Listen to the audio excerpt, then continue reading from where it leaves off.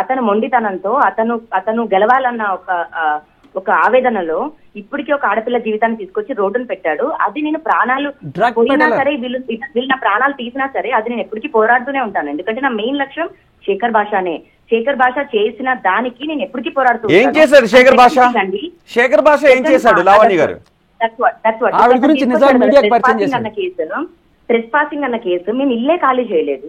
June 30వ తారీఖున మేము మా ఇంటికి వెళ్ళినప్పుడు మేము సెక్యూరిటీ అతన్ని చెయ్యి కూడా చేసుకోవాలి కాదండి, నేను గేట్ ఓపెన్ చేసి వెళ్ళాను నా ఇంటికి. నేను ఎందుకంటే నేను అక్కడ ఉంటున్నాను.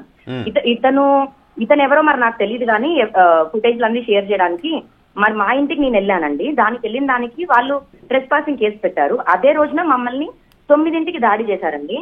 నేను మీకు ఇప్పుడు కూడా ఎమ్మెల్సీ ఫొటోస్ పంపించాను. జూలై 1వ తారీఖు మా ఫాదర్ ఎమ్మెల్సీ జరిగిందండి. మీకు ఆల్రెడీ జూలై 1వ తారీఖు. అదే రోజున వీళ్ళెళ్ళి ఈ ఫుటేజ్ తీసుకెళ్లి గేట్ దగ్గర మేము వచ్చిన ఫుటేజ్ తీసుకెళ్లి ట్రెస్పాసింగ్ కేసు పెట్టారు. అది నిజంగా మేము ట్రెస్పాసింగ్ గా మా ఇంటికి మేము వెళ్ళినా చేసా కోర్టులో ఉంది కదా, కోర్టులో చూసుకుంటాం.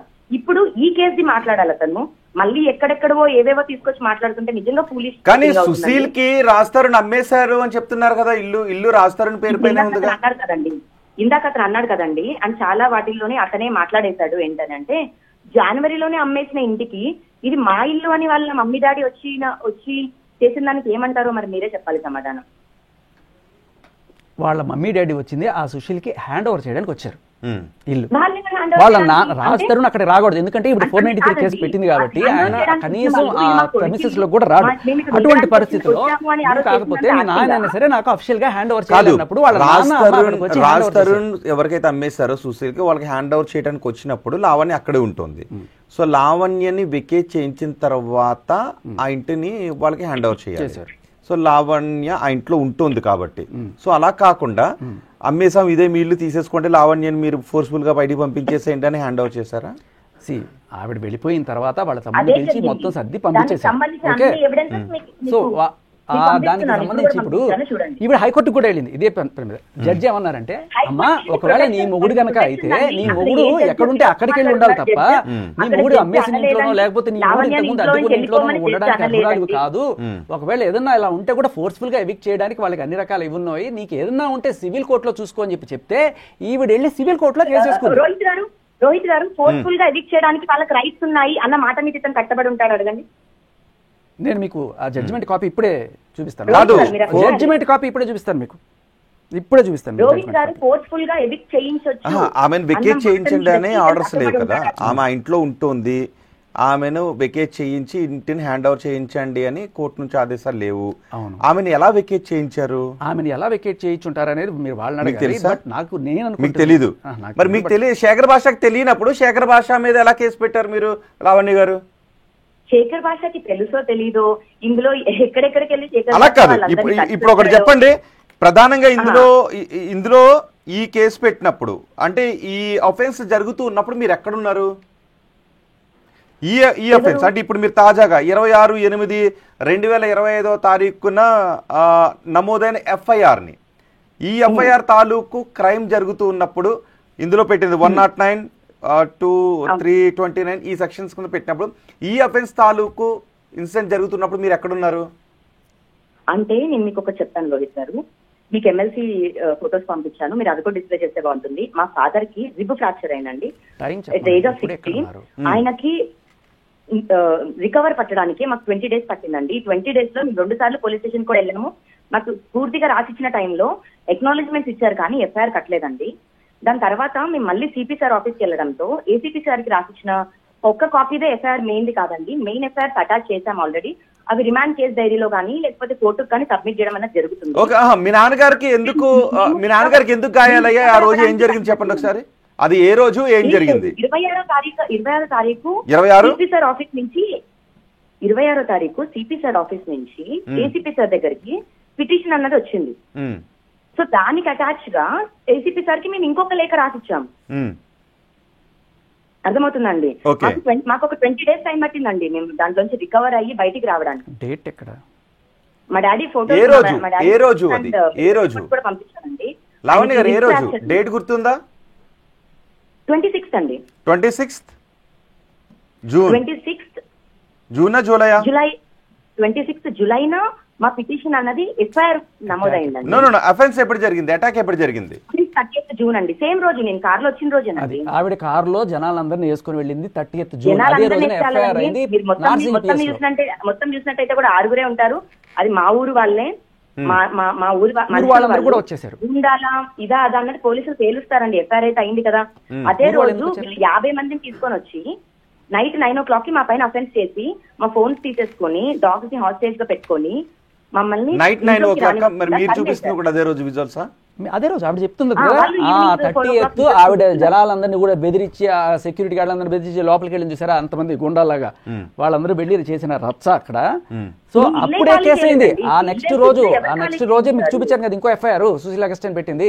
ఇమ్మీడియట్ గా సాక్ష్యాలు ఫుటేజ్ అన్ని ఉండడంతో ఇమ్మీడియట్ గా ఎఫ్ఐఆర్ అయింది. ఎందుకంటే అక్కడ సాక్ష్యాలు ఇంపార్టెంట్. ఇలా పోలీస్ ఆఫీసర్ పెట్టిన కేసు కాదు. 13 జూన్ అఫెన్స్ జరిగింది. రాత్రి మిమ్మల్ని 30 June 30th. Okay 30th June incident జరిగింది. ఆ రోజు మీరు అక్కడే ఉన్నారు, మీరు కూడా ఉన్నారు అక్కడ కొడుతూ ఉన్నప్పుడు, దాడి జరుగుతున్నప్పుడు? శేఖర్ భాషనా?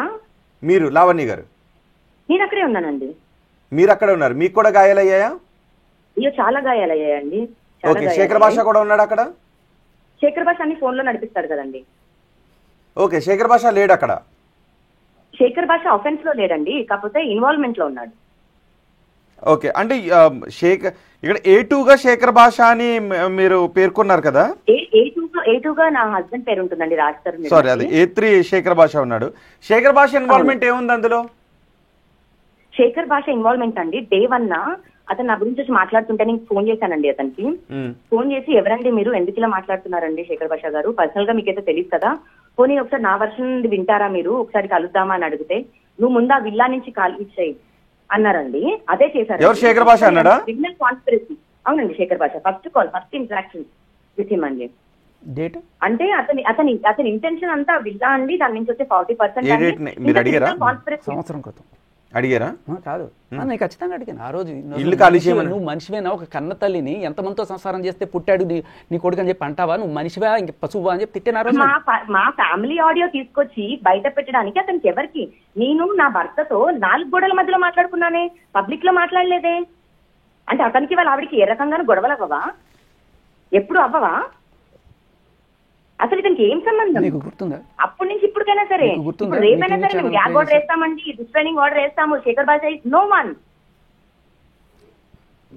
కాదు, ఇంటి నమ్ముకు. ఓకే, రాజ్ తరుణ్ మీ భర్త మీరు ఆ ఇంట్లో ఉంటున్నాను అని చెప్తున్నారు.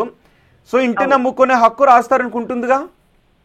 అతని ఇంటిని అతను నమ్ముకోవచ్చండి, నో ప్రాబ్లం.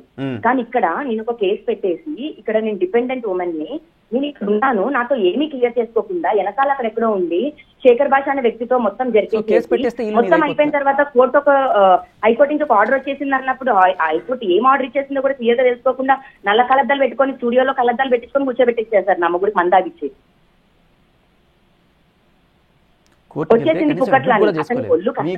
ఏదైనా సరే రాజ్ తరుణ్ మీ భర్తగా ఒక పాన్ కార్డు, ఆధార్ కార్డు, లేకపోతే మ్యారేజ్ సర్టిఫికేట్ ఏదైనా ఉందా? లేదు.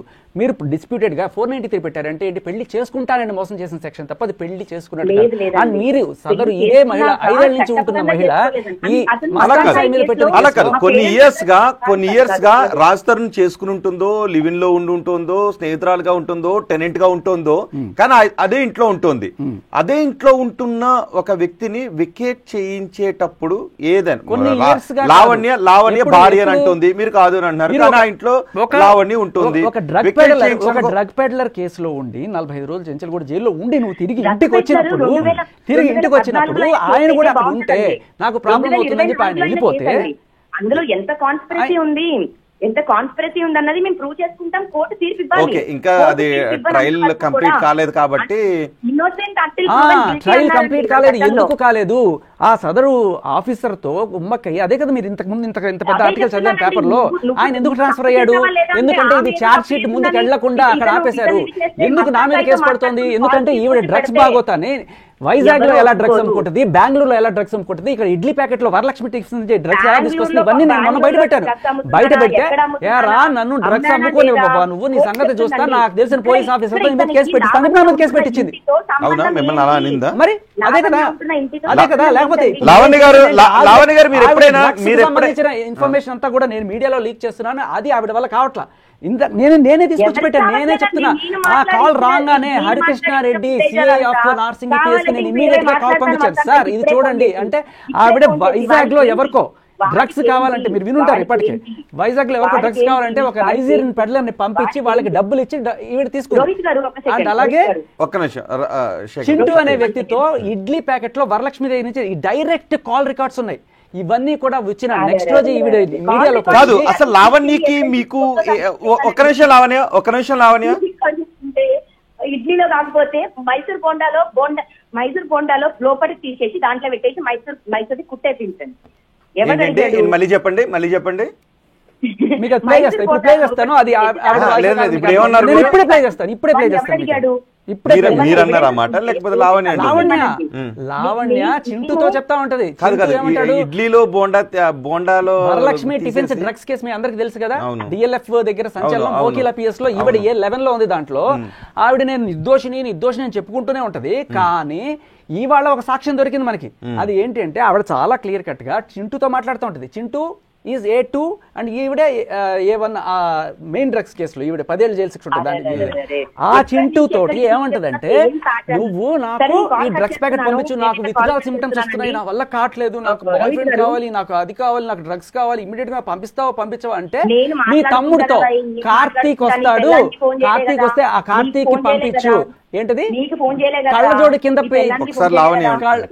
కింద పెట్టి పంపిస్తావా, లేకపోతే డ్రగ్స్ ప్యాకెట్ ఇడ్లీ కింద పెట్టి పంపిస్తానంటే వేడైపోతుంది, అది పాడైపోతుంది, నా వల్ల కాదు, మన ఇద్దరు వెళ్ళి స్కోర్ చేద్దాంరా. ఇవన్నీ కూడా పంచగుట్టలో కావాలా, లేకపోతే ఆర్కే పురంలో కావాలా, అన్ని ఉన్నాయి. ఆ కాల్స్ అన్ని నేను తీసుకొచ్చి పెట్టానని అక్కస్తోటి ఇప్పుడు పోలీసులతో కుమ్మక్కయ్యి ఆవిడ చెప్తుంది కదా. ఆవిడ లావణ్య గారు డ్రగ్స్ కి సంబంధించిన కేసుల్లో మిమ్మల్ని ఇరుక్కునేలా చేశారన్న కోపంతోనే ఈ కేసులో శేఖర్ భాషని ఇరికించారు మీరు? లేదు అంత స్టూపిడిటీగా నేను అసలు ఇచ్చానండి. స్టూపిడ్ మీ ఎదురుగా మీకు అక్కడ కూర్చున్నవాడు స్టూపిడ్ నేను కాదు. నేను మీకు ఏం చెప్తున్నానంటే మళ్ళీ క్లియర్ గా, లావణ్య డ్రగ్ దాంట్లో పెద్ద కేసులో ఉందా, కన్జ్యూమింగ్ కేసులో ఉందా, లావణ్య మీద ఇంకేం కేసులు ఉన్నాయా, అవన్నీ అండి పోలీస్ స్టేషన్ నుంచి కోర్టుకి ఎక్కేసినాయి. కోర్టు నిర్ధారించిన తర్వాత నా మీద ఏం మాట్లాడినా సరే నొప్పుకుంటా. ఈవెన్ దో నేను ప్రాస్టిట్యూట్ అంటున్నారు. ప్రాస్టిట్యూట్ అంటే ఒళ్ళు అమ్ముకునే ఒక అమ్మాయి కదా. ఆ ఒళ్ళు అమ్ముకునే అమ్మాయిది కూడా కోర్టులో చట్టంలో ఏం చెప్తే అది చేద్దాం. ఒళ్ళు అమ్ముకునే అమ్మాయి అయితే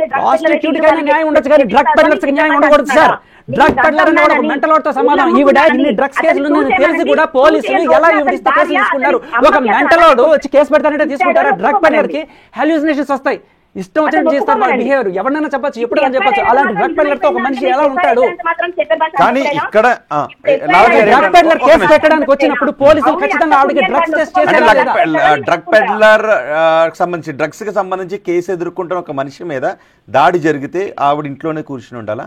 ఆవిడ మీద దాడి జరిగింది అని ఆవిడ చెప్పింది, కానీ దాడి ఇప్పుడు నాకు ఇక్కడ తగిలింది దెబ్బలు చూపిస్తుంది, కానీ ఎక్కడైనా దాడి చేసిన ఫుటేజ్ నేను చూపిస్తున్నాను మీకు ఫోటో. ఆవిడ ఎంత రౌడీజంతో వచ్చిందో అది ఫుటేజ్ అంటే.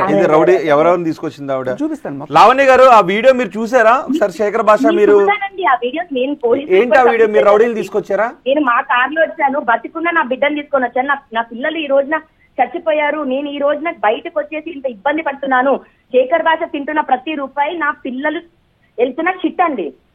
నా పిల్లలు వెళ్తున్న షిట్. వాడు కొడుకు అని వాడి భార్య కానీ తింటున్న ప్రతి మెతుకు. ఆ కుక్కలకు కూడా డ్రగ్స్ తినిపించి చంపేసి ఉంటుంది. ఆ కుక్కలకు కూడా డ్రగ్స్ తినిపించి చంపేసి ఉంటుంది. అందుకనే ఇటువంటి మాటలని మాట్లాడుతుంది. ఆ నోట్లో నుంచి వచ్చేది షిట్. నీ నోట్లో నుంచి వచ్చేది షిట్, అంతకుమించి ఏముండదు నీ నోట్లో. డ్రగ్స్ తిని ఇప్పుడు టెస్ట్ చేయించండి. ఆవిడకి పాజిటివ్ రాకపోతే నన్ను అడగండి. సంగారెడ్డిలో కూర్చొని ఈవిడ ఏం చేస్తుందో అది అందరికీ తెలుసు. పోలీసులు ఒక డ్రగ్ పెడ్లర్ అని నువ్వే పెట్టావు. 40 రోజులు చెంచల్ కూడా జైల్లో పెట్టావు. ఊరికే పెట్టావా? డ్రగ్స్ పెడ్లర్ అని పెట్టావు. వరలక్ష్మి టిఫిన్ కేసులో ఆవిడ డ్రగ్ కన్స్యూమ్ చేసిన పెట్టావు. ప్రూవ్ కాకపోతే పోలీసులు జైల్లో ఎందుకు పెడతారండి? 45 రోజులు ఊరికే పెట్టరు కదా. మరి అటువంటి అంత డౌట్ ఉన్న మనిషికి ఒకవేళ నువ్వు వచ్చి కేసు పెట్టాలనుకున్నప్పుడు పోలీసులు డ్రగ్ టెస్ట్ చేయాలా వద్దా?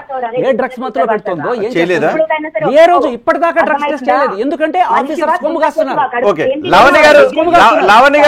లావణ్య గారు మీకు ఓకే, ఆఫ్ కోర్స్ ఇది ఈ ఎఫ్ఐఆర్ కి సంబంధించిన కేసు కాకపోయినా ఈ కేసులు గొడవలన్నీ కూడా అన్నిట్లోనూ డ్రగ్స్ అనే పదం ఇన్వాల్వ్ అయ్యి ఉంది కాబట్టి మీకు డ్రగ్స్ టెస్ట్ చేశారండి? నేను చాలా ఫ్రీగా ఓపెన్ గానే తిరుగుతున్నాను. లావణ్య గారు